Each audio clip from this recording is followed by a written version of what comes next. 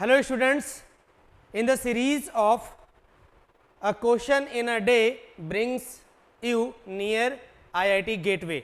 चलिए उसी सीरीज में अगला क्वेश्चन हम लोग देखते हैं. तो क्वेश्चन ऑफ द डे क्या है? क्वेश्चन देखिए, in the decomposition of N2O5 equal to 2NO2 plus half O2, gaseous reaction है, गैस मेंशन नहीं है, मैंने बोल दिया, जरूरत नहीं है उसकी. It is observe that N2O5 की कंसंट्रेशन टाइम t पे दिया गया इक्वल टू N2O5 की concentration time t equal to 0 पे इंटू e की पावर माइनस के टी दिया गया है. फिर आपको क्या है, N2O5 की कंसंट्रेशन आपको गिवन है, नॉट है बेटा यहाँ पे, इक्वल टू 1 मोलर और k की वैल्यू, रेट कांस्टेंट k की वैल्यू गिवन है. Using above data and information calculate, क्या करना है आपको, 3 चीजें यहाँ पे निकालनी है. तो मैंने इसमें काफी चीजें कवर की हैं, वैसे तो 1 या 2 चीज पूछेगा. पहली चीज मैंने पूछी है average rate between t equal to 0 to t equal to 10 second. दूसरा मैंने आपसे पूछा है instantaneous rate at t equal to 0 and t equal to 10 second पे. और लास्ट में मैंने पूछा है concentration of NO2 and O2 as a function of t. बहुत अच्छा क्वेश्चन है, बहुत सारे कॉन्सेप्ट आपके यहाँ से बिल्डअप होंगे. जैसा कि हमारा कॉन्सेप्ट ही है कि हम एक क्वेश्चन कराएंगे जिसमें मल्टीपल कॉन्सेप्ट जो है इन्वॉल्व हो. चलिए तो हम लोग इसका सोल्यूशन देखते हैं बच्चों नेक्स्ट पेज पे, या इसी को हम थोड़ा सा छोटा कर लेते हैं. ओके चलिए तो इसका सोल्यूशन देखते हैं बच्चों, थोड़ा दिखता रहेगा इसलिए छोटा कर लिया. तो देखिए सोल्यूशन इसका हम लोग देखते हैं, ठीक है. तो सबसे पहले हमें क्या दिया गया है, एक रिएक्शन दी गई है, तो उस रिएक्शन को मैं यहां पे लिख रहा हूं N2O5 equal to 2NO2 plus का हाफ O2. ध्यान से समझना, टाइम t इक्वल टू 0, क्योंकि एक इंटरवल दिया है तो हमें क्या करना पड़ेगा, इंटरवल पे डेटा निकालना पड़ेगा. t इक्वल टू 0 पे बेटा इसका दिया है 1 मोलर, और ये क्या है 0, कुछ दिया नहीं गया है. और t इक्वल टू 10 सेकेंड पे रिएक्शन स्टार्ट हुई, तो हमें नहीं पता है कितनी कंसंट्रेशन, तो इसमें से x डिकम्पोज होगा. तो यहाँ पे कितना बनेगा 2x, और ये बेटा बनेगा x/2. समझ गए, ये बनेगा x/2. चलिए अब हम लोग क्या करते हैं, पहले एवरेज रेट निकालते हैं. ठीक है, एवरेज रेट निकालते हैं. तो एवरेज रेट जब पूछेगा तो हम लोग क्या करेंगे यहाँ पे, तो r average equal to minus का del change in concentration,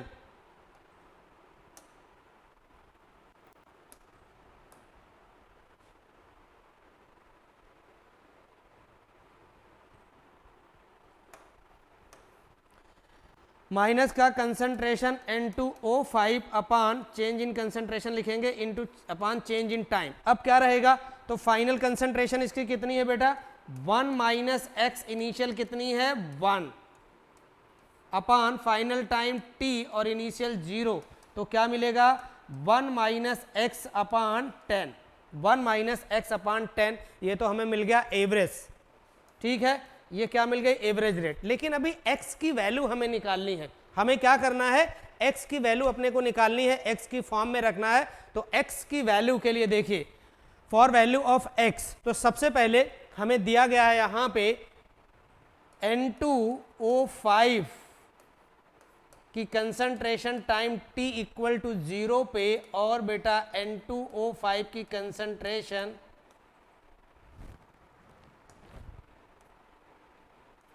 N2O5 की कंसंट्रेशन e की power minus k into t, ये आ गया. तो ये हमको दिया गया है कितना, टाइम t इक्वल टू 0 पे 1 मोलर इंटू e की power minus k into T, और ये वैल्यू कितनी दी है a माइनस एक्स. तो एक तो a माइनस एक्स की हमें वैल्यू की जरूरत पड़ेगी, तो डायरेक्टली हम लोग क्या लिख देंगे e की पावर k इंटू टी. इसे याद रखना, इसे अभी मैं यूज करूंगा. अब उसके बाद x निकालना है, तो x इक्वल टू बच्चों क्या आ जाएगा यहाँ पे, x इक्वल टू आएगा 1 माइनस ई की power minus k into t, ये आ गया x. अब क्या करोगे, यहाँ पे इसकी वैल्यू रख दीजिए. तो एवरेज रेट जो है आपको इसके फॉर्म में, e की फॉर्म में क्या मिल जाएगा, 1 माइनस एक्स की वैल्यू ही पूरी लिख दीजिए. ठीक है, 1 माइनस एक्स की वैल्यू अगर आप लिखोगे, x की निकाल लिया, तो इसको लिखोगे e की पावर माइनस के ए इंटू टी अपान कितना रहेगा 10. अब Ka और इसकी वैल्यू रख दीजिए, तो क्या मिलेगा आपको, e की पावर -10 की पावर कितनी है k की वैल्यू, यहाँ पे k की वैल्यू अपने को दी गई है 10 की पावर -3, तो 10 की पावर -3 इंटू टाइम कितना दिया गया है 10/10। सिंप्लीफाई कर लेते हैं तो ये मिल जाएगा अपने को e की पावर -10 और यहाँ मिलेगा -2/10।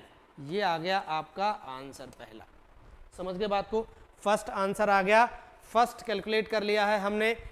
अब उसके बाद इंस्टेंटेनियस रेट की बात करते हैं। उसके बाद हम लोग क्या करते हैं, इंस्टेंटेनियस रेट की बात करते हैं। अब इंस्टेंटेनियस रेट के लिए क्या करना है बच्चों, हमको इंस्टेंटेनियस रेट के लिए सबसे पहले फंक्शन निकालना पड़ेगा। क्या निकालना पड़ेगा, फंक्शन। चलिए तो हम लोग अगले पेज को ले लेते हैं। अब आगे पेज पे आते हैं तो यहाँ पे हम लोग क्या लिखेंगे, R instantaneous. R instantaneous equal to क्या होता है बेटा, क्योंकि रिएक्टेंट का निकालना है तो कंसंट्रेशन ऑफ N2O5 अपान और यहाँ रहेगा dt। समझ गए बात को। अब N2O5 की जो कंसंट्रेशन है उसकी वैल्यू रख लेते हैं हम लोग, तो क्या मिलेगा माइनस का d, और देखिए पीछे N2O5 की कंसंट्रेशन, सबसे पहले तो एक्सप्रेशन क्या दिया है अपने को, N2O5 e की पावर -a और इसकी कंसंट्रेशन इक्वल टू kT आया है। इसी को मैं बता रहा था, इसको आप इक्वेशन 1 मान लीजिए, इसको इक्वेशन 1 मान लीजिए, तो मैं डायरेक्ट लिख रहा हूँ फ्रॉम इक्वेशन 1। तो यहाँ क्या लिखोगे, फ्रॉम इक्वेशन 1 वैल्यू हमने पुट की है, तो माइनस का e की power -ka into T upon dt। तो r क्या आ गया बेटा, इंस्टेंटेनियस अपने को मिल गया। ठीक है, अब क्या करना है हमें, t पे निकालना, तो डिफरेंशिएट कर देते हैं इसको। तो इसका डिफरेंशिएट जब करोगे आप, तो डिफरेंशिएट करने के बाद आपको क्या मिल जाएगा, माइनस, और ये माइनस के आएगा, तो मैं डायरेक्ट लिख रहा हूं प्लस का के, तो ये तो हो जाएगा प्लस के e की पावर -k इंटू टी। ये आ गया डिफरेंशिएशन। समझ गए बात को। तो r इंस्टेंटेनियस का अपने को फंक्शन मिल गया, r इंस्टेंटेनियस का। अब हमें किस समय निकालना है, t equal to, at t equal to 0 second पे। किस पे, 0 सेकेंड पे। तो r इंस्टेंटेनियस 0 पे क्या हो जाएगा बच्चों, अब यहाँ पे k इंटू ई की पावर -k इंटू 0, तो e की पावर 0 कितना हो जाएगा, 1, यानी ये आ जाएगा k, और k की वैल्यू बेटा 10 की पावर माइनस क्या दिया गया है, सेकेंड। ठीक है, और बाकी आ जाएगा, तो ये हमारा आ जाएगा रेट इसका। समझ गए बात को।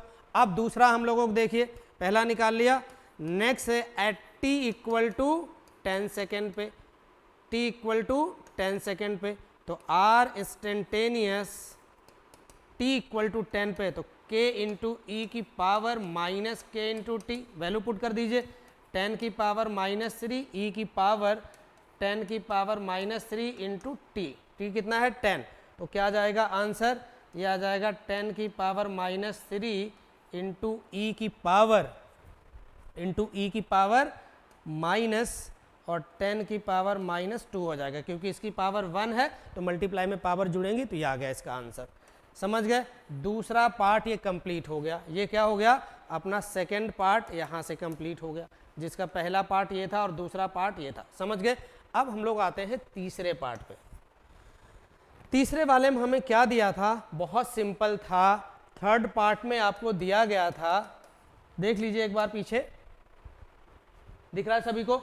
थर्ड पार्ट में हमें दिया है concentration of NO2 as function of T, यानी कि इसकी हमें कंसंट्रेशन और इसकी कंसंट्रेशन निकालनी है किसके, T के फॉर्म में। किसके फॉर्म में निकालनी है, T के फॉर्म में। तो सामने देखिए सभी लोग, अब इसकी कंसंट्रेशन क्या है बच्चों, यहाँ पे इसकी कंसंट्रेशन का अगर फंक्शन की बात करें तो वेरिएबल क्या है यहाँ 2x, और ये क्या है x/2। समझ गए, ये 2x और इसकी कंसंट्रेशन क्या है नेट, ये है बेटा x/2। समझ गए बात को। चलिए आगे बढ़ते हैं। तो अब यहाँ पे आएगा कंसंट्रेशन किसकी,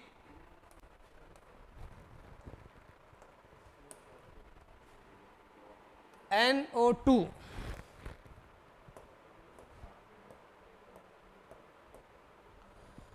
ठीक है,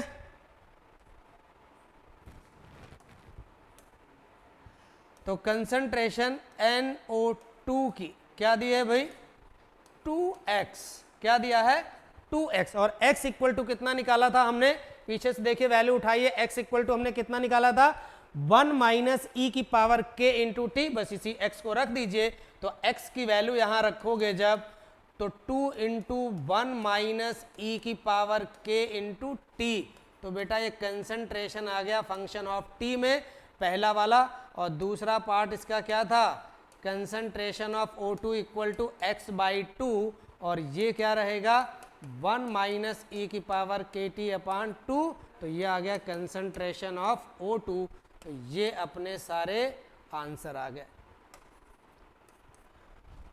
ठीक है, तो इसमें क्या देखा हमने, डिफरेंशिएशन यानी इंस्टेंटेनियस रेट का भी यूज किया, एवरेज रेट का यूज किया, हमने फंक्शन ऑफ जो है कंसंट्रेशन NO2 और O2 का फंक्शन ऑफ T में निकाला, तो इसलिए मल्टीपल कॉन्सेप्ट्स इन्वॉल्व हुए।